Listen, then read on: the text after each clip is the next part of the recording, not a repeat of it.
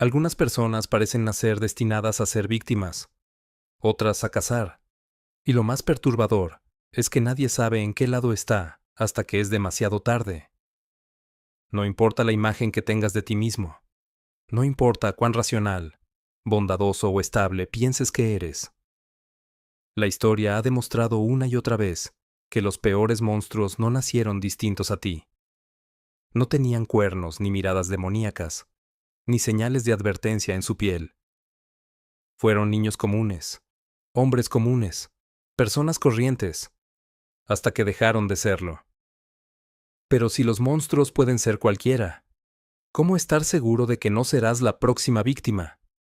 O peor aún, ¿cómo estar seguro de que no eres tú quien ya está cambiando? Ellos también empezaron con la frase: yo nunca haría eso. No creas que estás a salvo. El abismo no discrimina. No necesitas haber nacido con una patología grave, ni haber sufrido traumas extremos. Basta con ceder, poco a poco. La mayoría piensa que el mal es algo ajeno, un virus que solo infecta a mentes enfermas, a seres irreparables. Pero eso es falso. El mal no irrumpe de golpe, se infiltra silenciosamente. Philip Zimbardo, el psicólogo del experimento de la prisión de Stanford, lo explicó sin piedad. La frontera entre el bien y el mal es mucho más delgada de lo que creemos. Y lo realmente aterrador no es que existan monstruos, sino que cualquiera puede convertirse en uno. Y no te engañes. La inmensa mayoría de quienes descendieron a lo más bajo jamás imaginaron que llegarían ahí. Nadie despierta un día con la intención de volverse un depredador. Todo comienza con una decisión pequeña, algo que parece irrelevante, un gesto tan insignificante que apenas llama la atención. Un desliz inofensivo, una fantasía, un impulso, una elección tomada en la oscuridad de la mente, sin testigos. Algo que jamás confesarías en voz alta, pero que tampoco te remuerde. Todavía. Nada demuestra mejor este proceso que la manera en que nacen las adicciones. Nadie se vuelve adicto desde el primer contacto con una sustancia o un estímulo. El primer cigarro, la primera apuesta, la primera vez que justificas lo que antes condenabas. Al inicio parece controlable, luego se vuelve parte de ti. Camus lo expresó con su fría claridad. El crimen no aparece de la nada. Antes de cada acto irreparable, hubo cientos de concesiones menores que lo hicieron posible. Imagina a alguien que, por curiosidad, se expone a imágenes violentas. Al principio no siente nada, pero tampoco lo rechaza. Con el tiempo, la incomodidad desaparece. Lo que antes era perturbador, ahora parece normal. No es que la violencia cambie, es que su percepción de ella se desgasta. Cuando algo deja de parecer inaceptable, se convierte en opción. No importa si hablamos de violencia, humillación o dominación. La mente se adapta a lo que consume.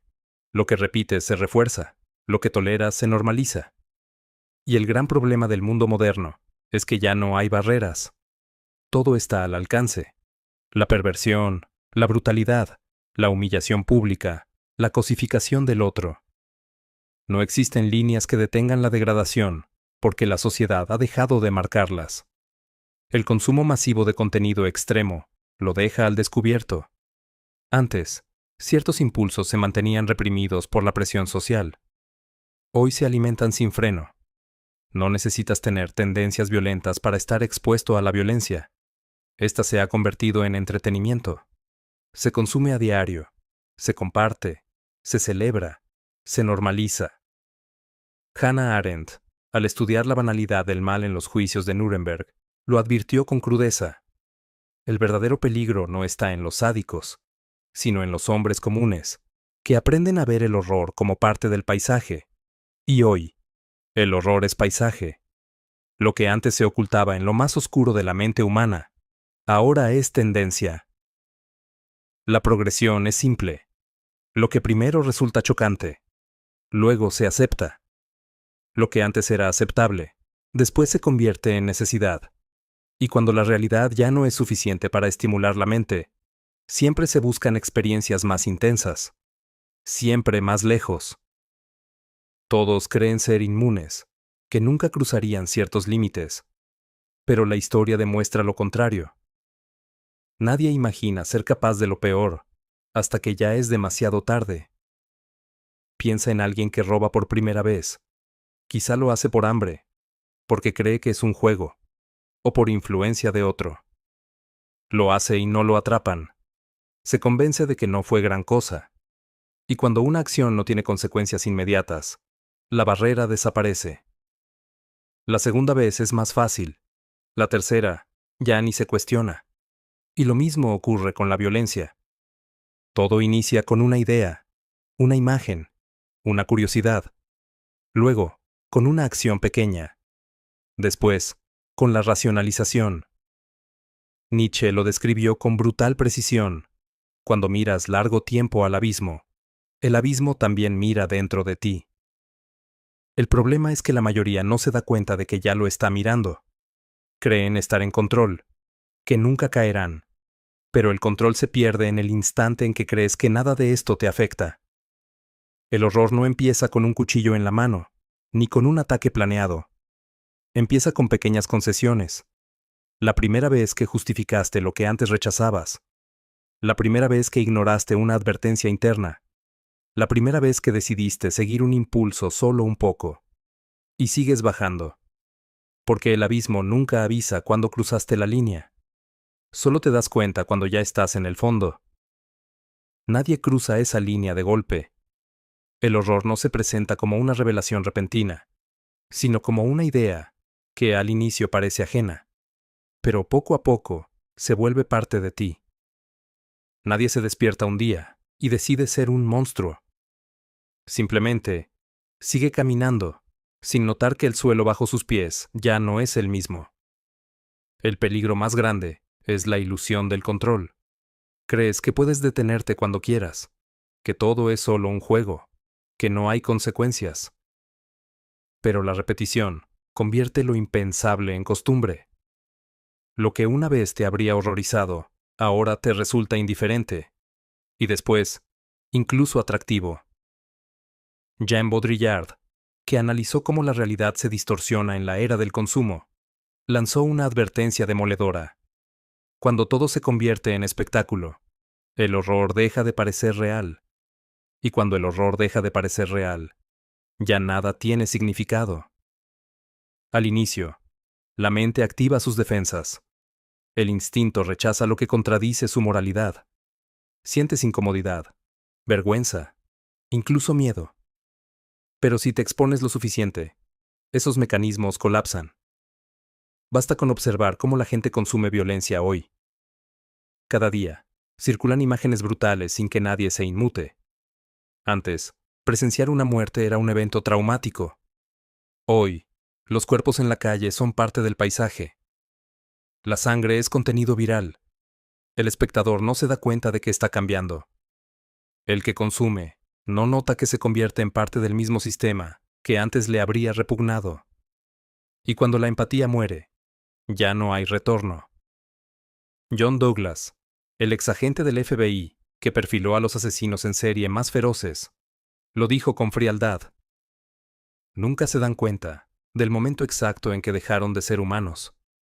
El problema es que el cerebro no tiene un interruptor de emergencia. Una vez que la línea desaparece, ya no hay razón para volver atrás. Entremos ahora en el punto donde el horror se vuelve absoluto. Es el lugar en el que la violencia ya no se percibe como externa, sino como fuente de placer. Primero aparece la curiosidad, el morbo de mirar, de acercarse a lo prohibido. Luego, la tolerancia. Dejas de rechazarlo, dejas de sentir incomodidad. Finalmente, la excitación se convierte en una necesidad. No hay mayor evidencia de esto que el consumo masivo de contenido extremo. La gente busca lo más brutal, lo más enfermizo, lo más degradante. El entretenimiento adulto escala a niveles cada vez más inhumanos. Los videos de tortura circulan como si fueran un género más, y los consumidores ya no se detienen a preguntar en qué momento cruzaron la línea. Gustave Le Bon, que estudió la psicología de las masas, lo advirtió. Cuando el individuo se disuelve en la multitud, pierde su identidad y su moralidad, y lo hace además, con placer. La violencia ya no es un acto aislado de unos pocos degenerados. Es una corriente que arrastra a toda la sociedad hacia la insensibilidad absoluta. Y si no lo crees, hazte esta pregunta. ¿Cuándo fue la última vez que viste algo realmente horrible y de verdad te afectó? Porque observar no es suficiente. El siguiente paso es actuar. Los perfiles de criminales como Bundy, Dahmer o Ramírez muestran la misma progresión. Primero miran, luego fantasean, después prueban. Ted Bundy no nació siendo un asesino. Era un hombre común, con una vida funcional, un estudiante con ambiciones, pero tenía impulsos, y en lugar de sofocarlos, eligió alimentarlos. El primer acto siempre es el más difícil. La primera vez que rompes algo que juraste nunca hacer. Pero si lo haces y no hay castigo, ya no queda razón para detenerte. El cerebro se adapta, elimina la culpa, justifica cada nueva acción. Y antes de que lo notes, ya cruzaste un punto de no retorno. Hermann Brock, que analizó la degradación moral de las sociedades, lo resumió con una frase escalofriante. Lo peligroso no es el primer crimen. Lo peligroso es lo fácil que resulta justificar el segundo.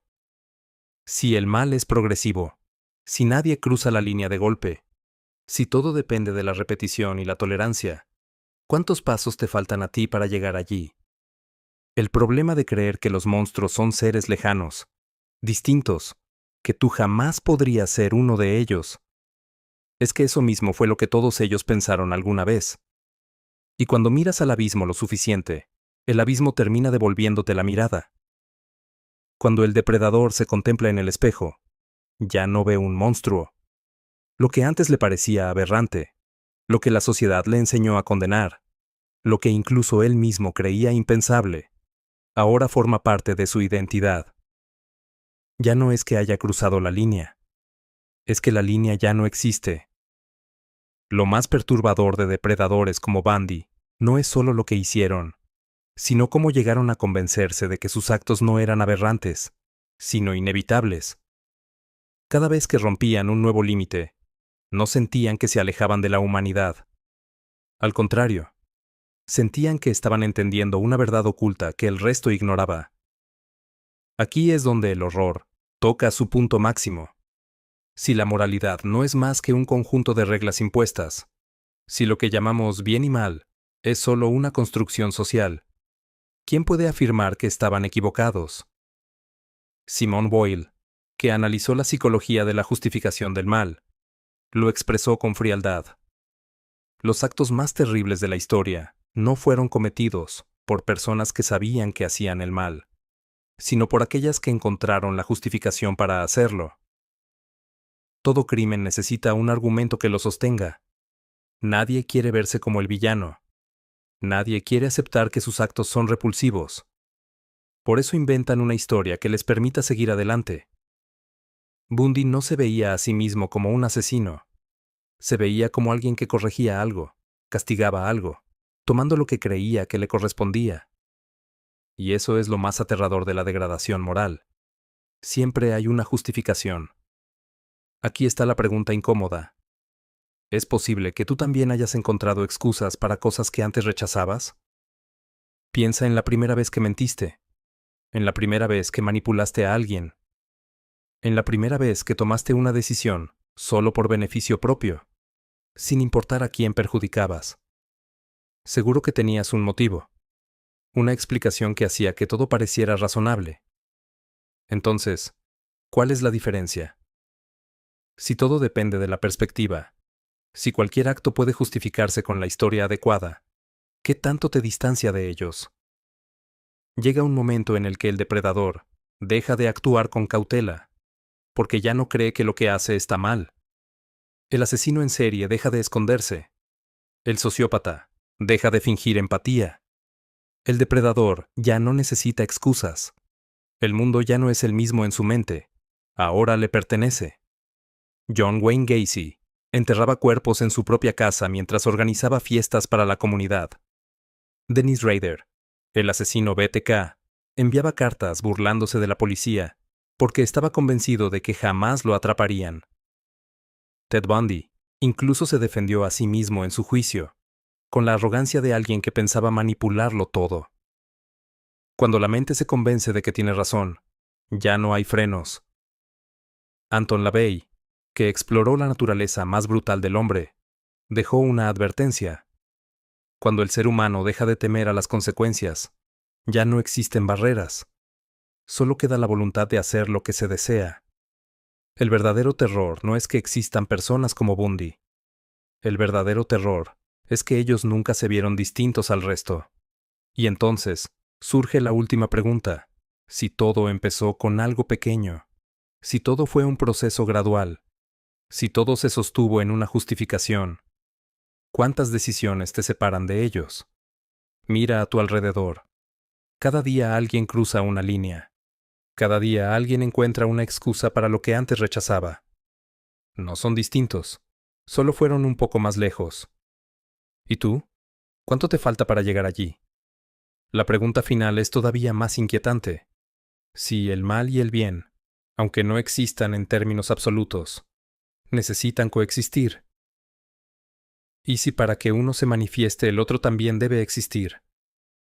¿Será que, en el fondo, necesitamos a esos monstruos